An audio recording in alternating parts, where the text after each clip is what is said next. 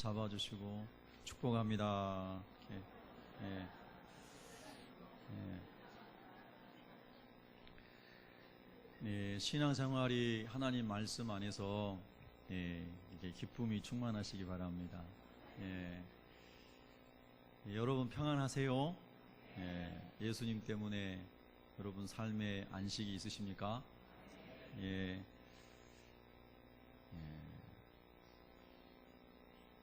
우리는 예수님께서 다시 오신다라고 하신 약속의 말씀을 믿습니다. 그래서 우리 성도들은 예수님께서 반드시 다시 오실 것을 믿고 주님이 오실 때에 벌거벗은 모습이 아니라 준비되어 있는, 기도하고 주님을 기다렸습니다. 하나님 나라를 소망하면서 기다렸습니다. 예수님 오심을 정말 사모했습니다. 그런 마음을 가지고 깨어서 기도하면서 주님이 원하시는 자리에 있으면서 주님을 기다리는 사람으로 저희가 살아가야 되는 것이죠. 특별히 오늘 이제 우리가 살아가는 이 세대는 주님이 오시기 직전에 일어날 많은 그런 징조들에 대해서 우리가 익히 여러 번에 많이 들었고 또 많이 앞으로도 이제 보게 될 것 같아요. 특별히 금년에는 더 그렇다고 합니다. 9월, 10월을 중심으로 여러 가지 세상적으로도 이슈가 될 만한 일들이 많고 또 영적으로도 이제 많은 사람들은 심지어 이제 금년 9월에 또는 10월 초에 예수님이 재림하실 수도 있다 이렇게 여기고 또 하는 사람들도 많이 있는 것 같습니다. 분명한 것은 그날과 그때는 아버지 하나님만 아시는데요, 우리가 항상 하나님 안에서 마치 오늘 예수님이 오실 것처럼 사도 바울처럼 깨어 있어야 하는 것은 분명한 사실이죠. 그래서 항상 깨어 있는 사람은 오늘 예수님이 오셔도 내일 오셔도 주님이 원하는 사람으로 있다가 만나게 될 줄로 믿습니다. 예. 오늘 이제 말씀의 제목이 둘째 아들을 위한 아버지의 잔치입니다. 둘째 아들은 아버지가 잔치를 배설해 줘야 할 만큼 아버지에게 너는 참 내가 귀하게 여기고 너는 나의 기쁨이 된다 이런 아들이 아니었기 때문에 아버지의 이름을 먹칠하고 가문을 욕되게 하고 불효막심하고 막대먹은 이 둘째 아들을 위해서 아버지는 왜 그런 큰 잔치와 즐거운 잔치를 여셨을까 하는 것이죠. 이 말씀 속에 예수님께서 저 자신에게 또 예수님 믿는 성도들에게 주시는 메시지가 있다고 생각합니다. 누가복음 15장은 세 개의 비유로 이어져 있지요. 그 세 개의 비유가 있기 전에 누가복음 15장 1절부터 나오는 말씀은 바리새인과 서기관들이 예수님께서 세리와 죄인들과 함께 식사하시고 그들과 함께 있는 것을 보고 수군거리는 것에서부터 예수님의 비유가 시작이 됩니다. 그래서 여러분이 성경을 누가복음 15장을 보시면 첫 번째 3절부터 7절까지에서는 잃어버린 한 마리의 양에 대한 비유를 하셨습니다. 그리고 8절부터 10절까지는 10드라크마 중에 잃어버린 한 드라크마를 찾는 비유를 하셨고요. 그리고 11절부터 오늘 우리가 읽은 본문에는 잘 우리가 읽은 대로 흔히 말하는 탕자가 아버지의 사랑 가운데 돌아오는 그런 비유를 말씀하셨죠. 이 세 개의 비유의 핵심 주제가 뭘까요? 흔히 말하여 키워드, 가장 중요하게 여기는 단어가 뭐냐면 그게 바로 회개라고 하는 것입니다. 물론 이 세 개의 비유 중에서 많은 말씀을 묵상할 수가 있습니다. 그래서 첫 번째 예수님이 하신 비유 중에 여러분 7절을 한번 보시기 바랍니다. 누가복음 15장 7절을 같이 합독하겠습니다. 시작. 내가 너희에게 이르노니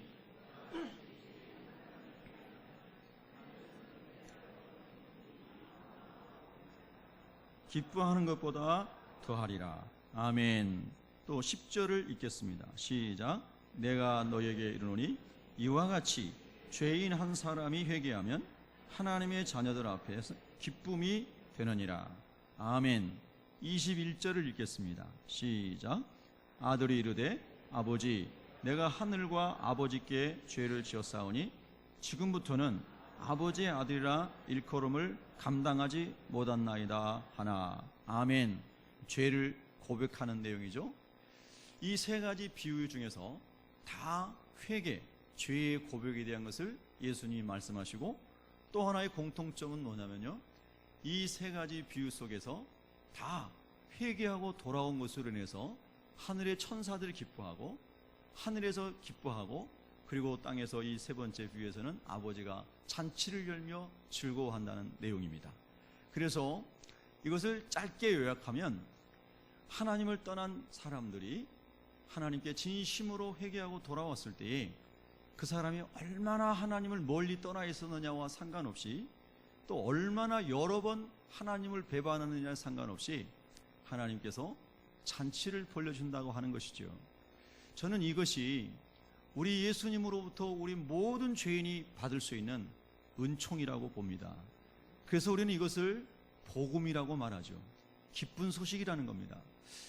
베드로와 예수님과의 제자 대화 속에 베드로가 그런 질문하죠.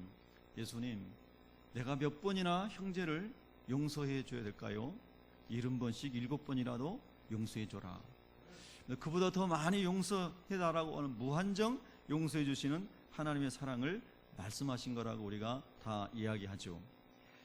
자, 근데 오늘 이제 예수님의 세 가지 비유 속에서 이제 오늘 우리는 어떻게 우리 삶에 이 말씀들을 적용할 수 있을까요? 베드로전서 1장 9절에 보면은요, 우리의 믿음의 결국은 영혼의 구원을 얻음이라, 그렇게 말씀하셨어요. 우리가 예수 그리스도를 구주로 영접하고 주님을 주인으로 삼고 살아가는 이 믿음의 삶의 마지막은 우리의 영혼이 구원을 받는 거라는 거예요. 여러분도 믿습니까?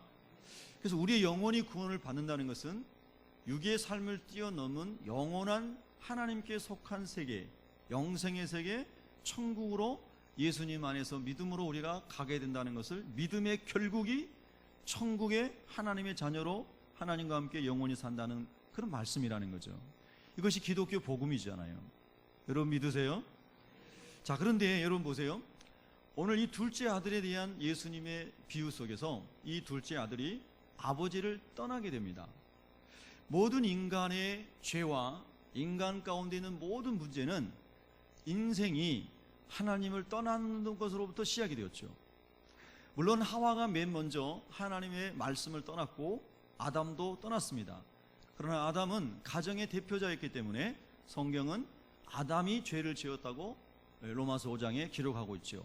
그래서 한 사람 아담으로 말미암아 모든 사람에게 죄가 들어왔고 그 죄로 말미암아 사망에 이르게 되었다라고 말씀하시는 겁니다.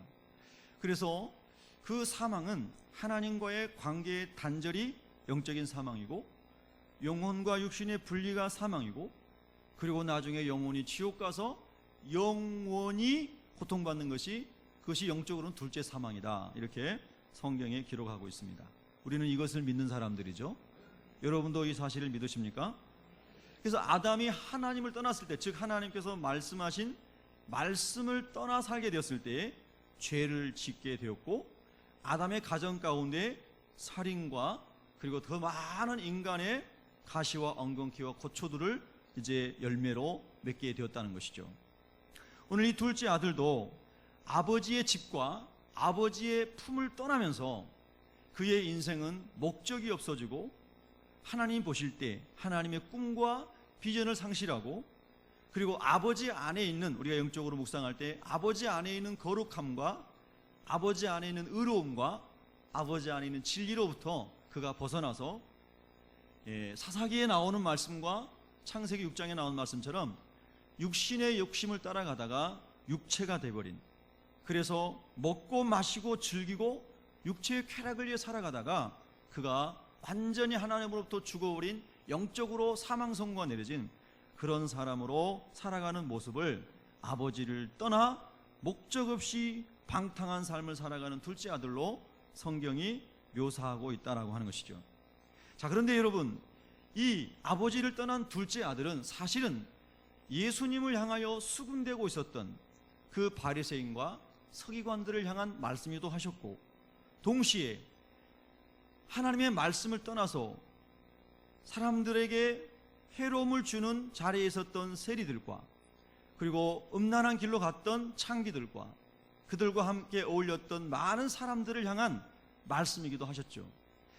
그 세리나 창기나 바리새인이나 서기관들은 다 아브라함의 후손이요, 하나님의 언약의 백성이요, 하나님의 자녀였는데, 그들 모두가 다 하나님을 떠나서 그들이 종교인으로 아무리 열심히 하고 있든, 아니면 교회 밖에서, 회당 밖에서, 성전 밖에서 방황하는 삶을 살고 있든, 중심에서, 삶에서 아버지를 떠난 그들의 인생은 전부 다 둘째 탕자와 같은 사람들이었다는 거죠.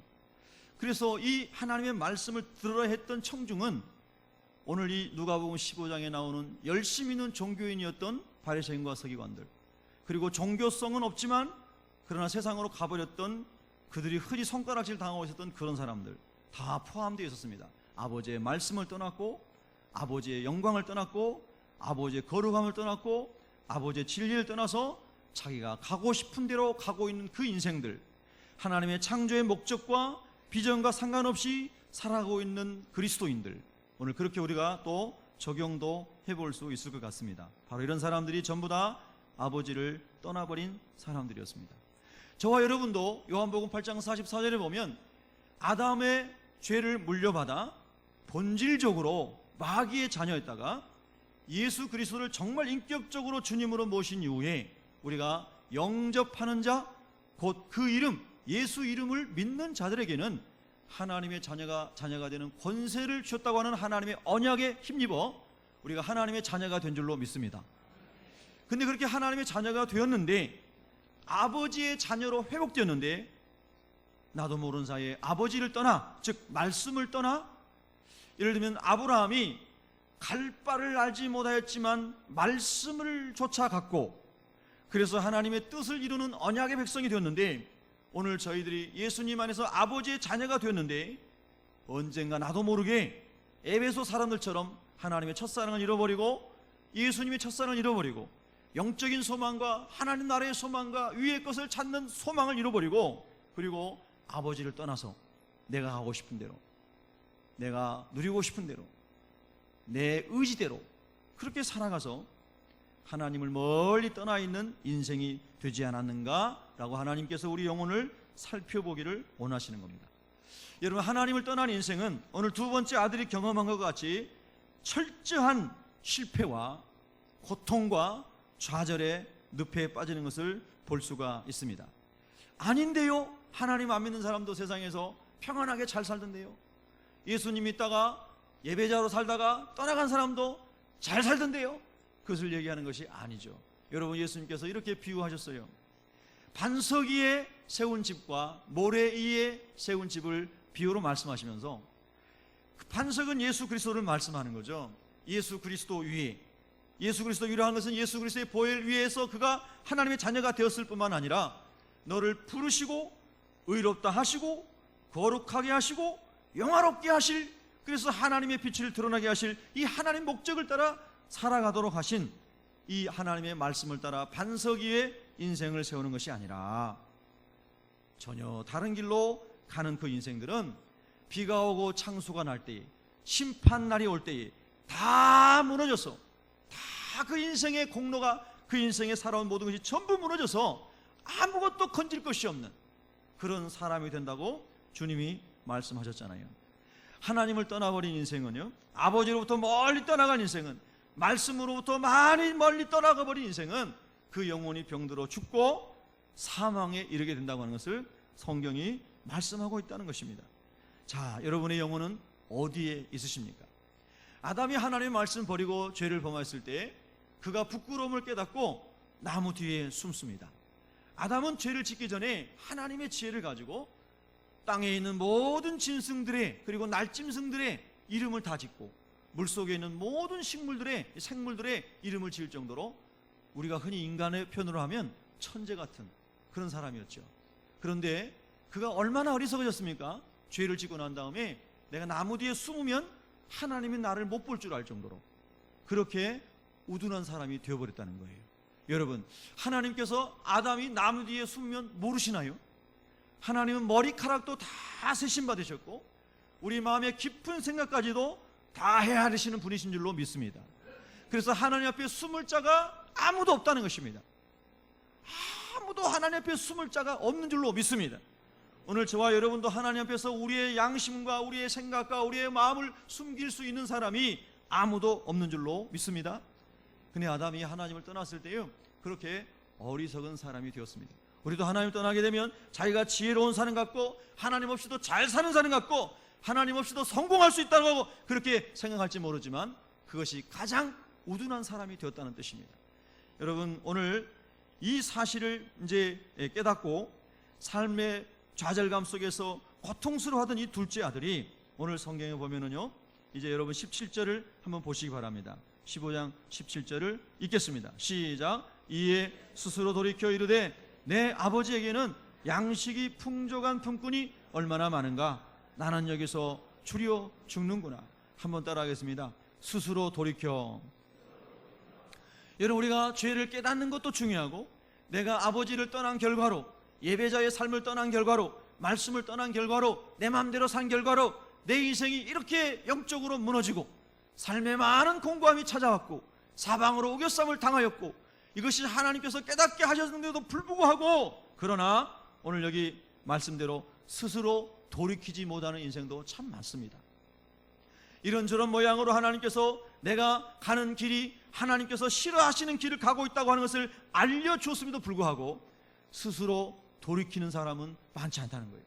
오늘 저와 여러분이 하나님 말씀 들으면서 하나님께서 주시는 말씀을 따라 성령의 깨닫게 하심을 따라 아버지께로 더 가까이 돌아갈 수 있는 은혜가 있기를 축복합니다. 저와 여러분이 무엇을 하나님께로 돌아가야 할지는 남의 것은 모르지만 하나님 우리 영으로 성령께서 말씀하여 줄 줄로 믿습니다. 여러분, 스스로 돌아갈 수 있는 깨달음과 용기와 결단이 위로부터 부어주시기를 축복합니다. 여러분, 많은 사람들이 넘어져요. 그리고 깨달을 수도 있습니다. 그러나 그 깨달은 이후에 돌아가지 못하고 내가 어떻게 하면 이것을 도피해서 숨어서 그냥 내 부끄러움을 가리우고 살 수 있을까? 이렇게 생각하는 사람도 있습니다. 또 어떤 사람은 아니야, 내가 이렇게 된 것은 내 탓이 아니야, 부모님 탓이고 어떤 사람 탓이고 뭐 다 다른 데 원인이 있어 하면서 원망과 불평, 그리고 그 속에서 술을 마시고 그리고 자기 영혼을 간수하지 못하고 그리고 그 속에서 아주 찌들어진 인생이 돼가지고 몰락해 가는 사람들도 얼마나 많은지 모릅니다.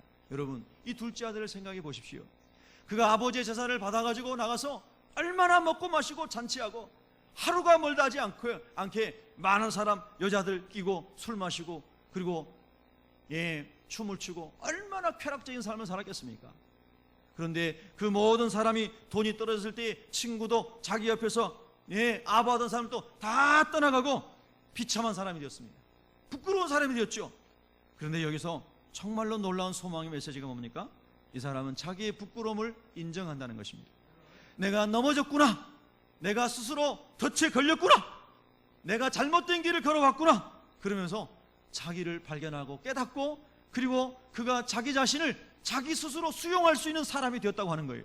여러분, 우리가 하나님 안에서 나의 연약함을 하나님 앞에서 사람 앞에서 인정하고 수용할 수 있는 그런 은혜가 있기를 예수 이름으로 축원합니다. 그래서 내가 어떠한 부끄러움을 당하는 것보다도 내 영혼이 다시 아버지께로 돌아가서 다시 살아나는 것이 더 중요하다라고 하는 것을 깨달을 수 있는 은혜가 있기를 축복합니다. 이 둘째가요, 그래서 스스로 돌이키고 그리고 아버지께로 돌아가려고 하는 결심을 하게 되는 것입니다. 자, 여러분 18절을 한번 읽겠습니다. 18절 시작. 내가 일어나 아버지께 가서 이루기를 아버지, 내가 아들과 아버지께 죄를 지었사오니. 19절이요. 지금부터는 아버지 아들이라 일컬음을 감당하지 못하겠나이다. 나를 품꾼의 하나로 보소서 하리라 하고. 아멘. 자, 스스로 돌이켰을 뿐만 아니에요. 이게 잘못됐구나, 죄구나, 뉘우치고 회개했어요. 그리고 이제 돌아가요. 일어나서 돌아가요. 누구에게로요? 아버지에게로. 할렐루야. 저는 오늘 이 본문 속에 또 우리가 묵상해야 될 중요한 말씀이 있다고 저는 생각합니다. 제가 이 말씀 묵상하면서 자 보십시오. 이 아들이 이렇게 고백을 합니다. 아버지의 아들이라 일컬음을 감당하지 못하겠나이다. 여러분, 이 아들이 아버지에게 재산을 달라고 그렇게 막 때를 쓸 때 아버지에게 예의를 지키지 아니하고 못된 아들로, 아버지 어차피 나에게 줄 유산이잖아요, 빨리 주세요, 빨리 주세요, 나도 이제 다 컸잖아요, 나도 유산을 받을 권리가 있잖아요, 아버지 나도 이제 다 컸으니까 내 마음대로 한번 해볼게요, 그러면서 아들에게 자기 자신에게 돌아올 권리를 주장하고, 그리고 아버지에게서 그 재산을 받아가지고 자기가 하고 싶은 대로, 나는 아들이니까 나는 이런 권리가 있습니다 하면서 제멋대로 교만하게 갔던 아들이었어요. 그런데 그가 잘못된 삶을 깨닫고 난 이후에 이제 이렇게 생각하는 것이죠. 하늘과 아버지께 내가 죄를 지었습니다. 이 하늘은 하나님 아버지를 말한다고 저는 믿습니다. 할렐루야. 내가 하나님 아버지 앞에서, 그리고 육신의 아버지 앞에서 내가 죄를 지었습니다. 그러니 내가 어떻게 감히 아버지를 내가 아버지라고 부를 수 있겠습니까? 아버지, 내가 어떻게 아버지에게 아들 자격이 있겠습니까? 나는 아버지 앞에 감히 아들이라고 갈 수가 없습니다. 그러니 이제 나를 아들이라고 부르지 않으셔도 됩니다. 저를 아버지 집의 많은 종들 중에 한 사람으로만 여겨주셔도 저는 너무너무 감사할 뿐입니다. 아버지, 제가 아버지의 아들로 이 걸음을 받는 것 자체가 너무나 부끄러운 뿐입니다. 이러면서요, 그렇게 자기 권리를 주장하고 자기 주장을 하면서 제멋대로 갔던 못난 아들이 많은 고통을 당하고 좌절을 경험한 다음에 스스로 깨닫고 돌이켜서 나는 정말 잘못된 삶을 살았구나, 나는 아버지의 아들의 자격이 없구나, 나는 정말로 못된 놈이구나, 이렇게 생각을 하면서요, 이렇게 고백을 한 것이죠. 지금부터는 아버지의 아들이라 일컬음을 감당하지 못하겠나이다. 마귀의 자녀에서 우리가 여전히 죄 가운데 있음에도 불구하고 그리스도 예수께서 나를 위하여 죽으심으로 말미암아 하나님께서 나를 향한 하나님의 사랑을 확증하여 주셨음에도 불구하고 하나님의 자녀가 될 수 없는 마귀의 자녀를, 멸망받아 마땅한 자녀를, 죄와 허물로 죽었던 나를 예수님의 보혈로 하나님의 자녀 삼아주셨음에도 불구하고 그 아들의 이름에 걸맞지 않게, 성도의 이름에 걸맞지 않게, 하나님의 왕의 자녀의 이름에 걸맞지 않게 거룩하지 못하고 공의롭지 못하고 진리 가운데 살지 못했던 둘째 아들처럼 내 영혼을 살펴봅니다. 여러분의 영혼은 어떠십니까? 그래서 주님 앞에 돌아가려고 할 때 너무나 부끄럽습니다, 이 아들이. 그래서 그렇게 고백한 것이죠. 하나님 아버지, 저는 아버지의 아들의 자격이 없습니다. 한번 우리 고백하겠습니다. 아버지, 저는 아들의 자격이 없습니다. 여러분, 진심으로 하신 고백이시죠? 예. 그것도 뭐 난 딸인데요. 예. 하나님 아버지, 저는 아버지의 자녀의 자격이 없습니다. 사실은요, 우리가 하나님의 자녀가 된 것은 100% 예수님의 보혈에 하나님의 은혜, 할렐루야, 하나님의 은총인 줄로 믿습니다. 그런데 예수님께서 이 비유를 하실 때 제가 서론에 말씀드린 것처럼 바리새인과 서기관들은요, 하나님의 자리에 있고 모세의 자리에 있었습니다. 그래서 그들이 하나님의 100% 은총으로 하나님의 은혜 가운데 언약 백성 안에 들어왔지만 그들이 자기의 의의를 드러내며 자기들이 모든 것을 주장하며 그리고 자기들이 생각하기에 잘못된 것들은 말할 수 없는 말로 그들의 세리와 이 창기들을 정죄하고 그렇게 살았는데, 그런데 하나님 보시기에는 너희들도 내 은혜가 아니면, 독생자의 은혜가 아니면 너희들 어떻게 하나님의 언약 안에 들어올 수 있었겠느냐.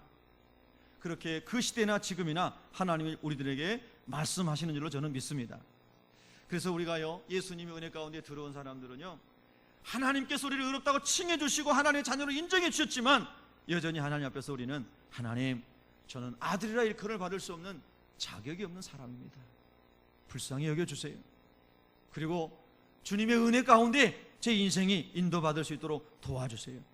여러분, 그렇게 사는 사람은요, 주님 오시는 그날까지 겸손하게 허리를 동이고 주님의 길을 갈 수 있는 은혜가 부어질 줄로 믿습니다. 둘째 아들은 오랜 고통의 시간, 어려운 시간을 보내면서 이것을 깨닫게 되었다고 하는 것이죠. 자, 그러면서 아까 우리가 읽은 것처럼 종의 하나로 보소서 그랬어요. 한번 따라하겠습니다. 종의 하나로 보소서. 아주 그가 낮고 낮아졌습니다.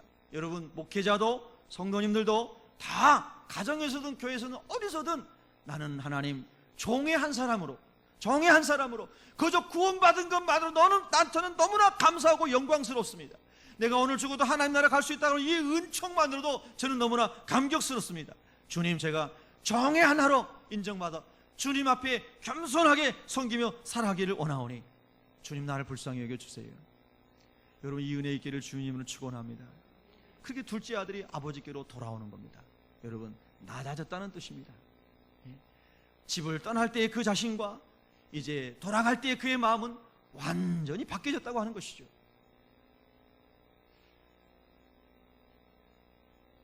그리고 아버지께로 돌아갑니다. 여러분, 21절 죄의 고백을 한번 다시 읽겠습니다. 시작. 아들이 이르되 아버지, 내가 하늘과 아버지께 죄를 지었사오니 지금부터는 아버지의 아들이라 일컬음을 감당하지 못하겠나이다 하나. 아멘. 우리 예수님은요, 세상 모든 사람을 위해 십자가에서 피 흘리시고 죽으신 줄로 믿습니다. 그러나 세상 모든 사람이 구원을 받는 것은 아닙니다. 세상 모든 사람은 다 죄인입니다. 근데 그 세상 모든 사람이 다 구원을 받는 것은 아닙니다. 내가 죄인임을 고백하고 예수님, 내 죄를 용서받을 길은 예수님의 보혈밖에 없습니다. 예수님, 저는 하나님과 예수님 앞에, 사랑 앞에 늘 죄를 짓고 살아가는 죄인입니다. 아버지여, 나의 죄를 용서하여 주시옵시고 독생자 예수님의 보혈로 정결하게 하여 주시옵소서. 내가 두 손 들고 아버지께로 돌아갑니다. 할렐루야. 이렇게 진실한 죄의 고백과 그리고 죄를 버리고 아버지께로 온전히 돌아갈 때에 바로 그 사람에게 주님의 구원이 임하는 줄로 믿습니다. 여러분, 오늘 말씀을 통해서 저는 참 위로가 됩니다. 많은 사람들은 좀 혼란스러워하는 것 같아요. 만약에 오늘 예수님이 오신다면 나는 휴고 될 수 있을까? 어떤 사람 휴고 영을 받아야 된다. 휴고의 영을 받아야 된다고. 휴고의 영이 있는지 없는지 성경에 없으니까 저는 모르겠습니다. 어떤 사람은 또 막 이렇게 모르게 살아야 휴고 된다고. 사람의 의의를 말하는 것 같습니다. 근데 여러분, 오늘 예수님께서 말씀하신 세 개의 비유의 핵심은 뭐냐면요, 회개, 진정한 하나님이 원하시는 회개하고 하나님께로 돌아갈 때에 첫째 비유에서도 하늘에서 기뻐하고, 둘째 비유에서도 천사들도 기뻐하며, 셋째 비유에서도 아버지께서 잔치를 벌려놓으시고 환영하신다고 말씀하십니다. 저는 개인적으로 이 말씀이 저에게 엄청난 위로와 소망이 됩니다. 만약에 오늘 주님이 오시는데 제가 들림받지 못한다면, 휴고되지 못한다면, 나의 행함 때문에 그렇다고 하면 저는 소망이 없습니다. 하나님의 완전하심과 하나님의 거룩하심 앞에 제가 설 수 있는 것이 아무것도 없기 때문입니다. 저는 여전히 오늘 둘째 아들 탕자와 같습니다. 하나님, 아버지께로 돌아갑니다. 아버지께서 생각나게 하실 때마다, 깨닫게 하실 때마다 마음의 무릎을 꿇고 두 손을 들고 항복하며 아버지께로 돌아갑니다. 아버지의 아들이라, 목사라, 성도라 일컬음을 받기에 너무나 미천하지만 종으로라도 하나님 여겨주시옵소서. 그리고 아버지께로 돌아갑니다.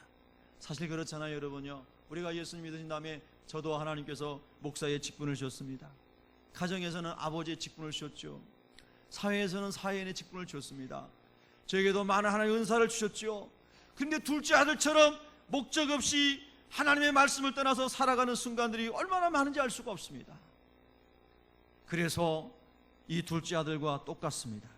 주신 직분과 주신 사명과 주신 은사를 다 감당하지 못하고 하나님 앞에 부끄러운 모습으로 살아가는 저의 모습이 둘째 아들의 모습이다, 이런 말씀입니다. 근데 그렇게 살아가고 있는데 오늘 주님 오셔서 너는 내가 모른다 라고 말씀하면 얼마나 여러분 저주받은 인생입니까? 너무나 부끄럽고 황망하기 그지없죠? 그런데 이 말씀을 읽으면서 제 영혼은 위로를 받습니다. 사랑하는 아들아, 지금이 구원받을 때요, 지금이 은혜의 날이니 지금 내게로 돌아와라. 지금 내게로 돌아와라. 할렐루야. 저는 이것이 우리 기독교의, 예수님 안에 있는 정말 은총의 긍휼의 복음이라고 저는 믿습니다. 나 같은 죄인 살리신을 작사하고 그 찬송을 불렀던 뉴턴인가요? 그 사람도 수많은 흑인 노예들을 잡아다가 매질하고 죽이고 돈 받고 팔고 하던 노예 상인이었습니다. 그런 사람도 구원받을 수 있을까? 그런 사람도 하나님의 은혜 아래 들어올 수 있을까? 그런데 우리 하나님께서는요, 그 사람도 회개하고 가슴을 찢고 하나님 앞으로 돌아와 너의 상인의 모든 삶을 청산하고 이제 자기가 예수님의 노예가 되어서 복음의 은총을 전하고 하나님을 위해 살기를 원했을 때에 하나님께서 그 영혼도 받으신 줄로 믿습니다. 할렐루야! 저는 이것이 주님의 복음이라고 확신합니다. 그래서 오늘 또 주님 앞에 설 수 있습니다.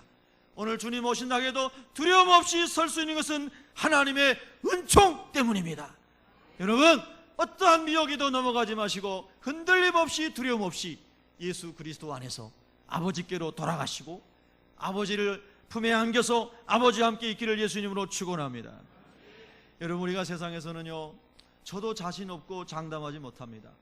저에게 만약에 이런 자녀가 있어가지고 돌아온다 하면 이 아버지처럼 잔치를 벌일 수 있는 자신이 없습니다. 그래도 자식이 서울대라도 들어가야 손잡고, 옛날에 시골에서는요, 우리는 하도 시골이라 서울대 가는 사람이 우리 섬 자체에서도 한 명도 안 나오잖아요. 어쩌다 한 명 나오면 소를 잡아서 잔치를 하더라고요. 그리고 또 어떤 집안에서는요, 좀 특별한 케이스인데요, 자기 아들이 군대 갈 때 돼지 잡는 집도 봤어요. 그거 참 멋있는 집이에요. 애국자 집이죠, 애국자 집. 나라를 지키러 가니까 동네 사람들 불러다가 잔치하는 집도 봤습니다. 그래도 뭔가 떳떳하고 자랑스럽고 그런 아들일 때는 소도 잡고 돼지도 잡고 하다못해 닭도 잡고 그렇게 잔치를 합니다. 그런데 이렇게 엄청나게 아버지의 부끄러움이 되어버린 이 아들이 돌아오는 겁니다. 정말로 그냥 뺨이라도 치고 싶은, 너는 내 아들이 아니다, 너는 이미 내 족보에서 지웠어, 이러고 싶은 아들, 그런 아들이 돌아오는데요, 저는 이 아버지의 마음, 하나님의 아버지의 마음을 여기 기록하는 거잖아요. 너무 저에게 주시는 은혜의 말씀이에요. 너무나 감사하죠. 아버지가요, 그 아들을 한마디도 책망하지 않으신다는 거예요. 하나님 아버지의 마음인 줄 믿습니다. 그냥 우리 사람, 아니 저는요 막 따졌을 것 같아요. 너는 이렇고 이렇고 이렇고 이랬잖아. 우리 마음은 그래요. 아니 저의 마음은 그래요. 여러분 어떠신지 모르겠어요. 근데 하나님 아버지는 아무 말씀이 없으세요. 그냥 목을 안고 끌어안고 어찌할 줄을 모르세요. 언제요? 회개하였을 때입니다. 아멘. 여러분요, 우리가 인간관계도 하나님과의 관계도 진실한 회개와 고백과 자백을 통하여 회복되는 줄로 믿습니다. 묻어두면 10년 가도 100년 가도 절대로 해결되지 않습니다. 하나님 앞에 예배를 드릴 때, 예물을 드리려고 할 때 마음에 걸리는 것이 있으면, 마음에 뭔가 부담되는 것이 있으면 예물 드리지 말고 형제에 가서 사과하고 화해하고 그리고 하나님 앞에 와서 예물을 드려라 그랬잖아요. 여러분, 우리가 하나님과 사람 앞에 막힌 담이 없기를 예수님의 이름으로 축복합니다. 우리가 알지 못하여 깨닫지 못하여 그런 것은 지금 어찌 할 수가 없어요. 그런데 하나님께서 깨닫게 하셨을 때는 스스로 돌이켜 아버지께로 돌아갈 수 있는 용기와 결단이 있기를 축복합니다. 아멘. 진정한 회개가, 진정한 고백이 축복의 잔치에 들어가는 길인 줄로 믿습니다. 그래서 이 둘째 아들이요, 그렇게 아버지의 환대를 받습니다. 여전히 형은 아들을 동생을 못마땅하게 여기고 종들도 수군댔을 것 같아요. 근데 아버지는 그런 것 아랑곳하지 않습니다. 22절과 23절 읽겠습니다. 시작. 아버지는 종들에게 이르되 제일 좋은 옷을 내어다가 입히고 손에 가락지를 끼우고 발에 신을 신기라. 그리고 살진 송아지를 끌어다가 잡으라. 우리가 먹고 즐기자. 아멘. 제일 좋은 옷, 내 아들의 옷을 입혀라. 종의 옷이 웬 말이냐. 그 당시만 해도 아들과 종의 옷은 옷으로 신분을 구별하지 않았습니까? 내 아들다운 아들의 옷을 입혀라. 아들의 모습이 드러나도록, 아들의 영광이 드러나도록 옷을 입혀라. 그리고 내 아들인 것을 드러내도록 아들의 인장 반지를 거기다 끼워줘라. 아들의 신반을 신겨줘라. 여러분, 우리는 너무나 부끄러워서 아버지라고 부를 수도 없어서 그냥 눈물을 흘리며 하나님께로 돌아왔는데, 우리 하나님께서는 아니야, 너는 내 독생자를 통하여 핏값으로 산 내 아들이라고, 내 자녀라고 말씀하시면서 돌아오기만 하면 하나님이 맞아주시는 은혜가 아버지의 은혜라고 말씀하신 줄로 믿습니다. 사랑하는 성도 여러분, 예수님 안에서 아버지께로 돌아가십시오. 그리고 평안하십시오. 그리고 소망을 가지십시오. 하나님의 위로를 받으십시오.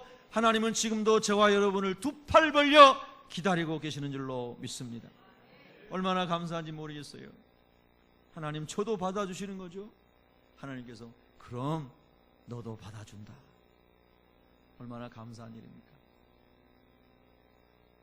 죄의 빚을 탕감받고 1만 달란트 탕감받은 사람이 조만한 거 100데나리온 1데나리온 좋아요. 그런 거 하나 용서하지 못하고, 그런 말씀도 주님이 하셨잖아요. 우리가 이렇게 탕감받은 은혜, 용서받은 은혜, 큰 사랑받은 은혜가 또 누려지기를 원하고, 또 그런 사랑이 흘러갈 수 있기를 저와 여러분이 기도할 수 있기를 원합니다. 아버지께로 돌아갔는데 얼마나 기쁜 일이 벌어졌는지 모르겠어요. 이것을 우리가 신약으로 예수님 안에서 설명해 보면, 예수님께서 예수님께로 돌아온 자들, 주님을 주님으로 모신 자들에게 세마포 흰옷을 입혀주시고, 저와 여러분이 영적으로 예수님 안에서 있는 사람은 세마포 흰옷을 입은 줄로 믿습니다. 우리 옆 사람에게 인사하겠습니다.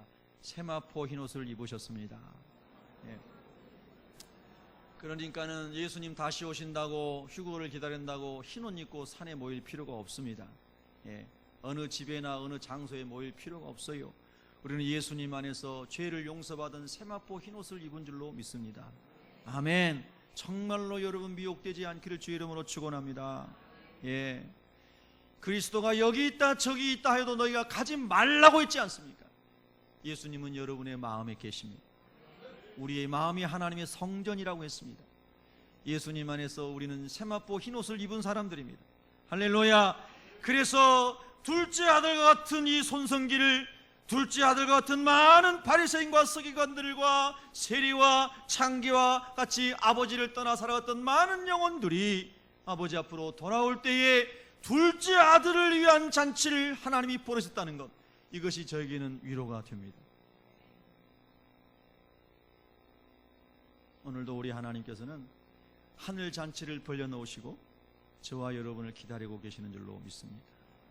아버지께로 돌아가십시다. 말씀으로 돌아가십시다.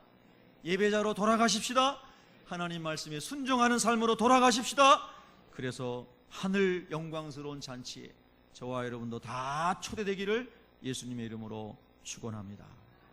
기도하겠습니다. 하나님 아버지, 둘째 아들 같은 저를, 우리를 주님께서 뿌리치지 아니하시고 내가 너를 기다리고 있었다,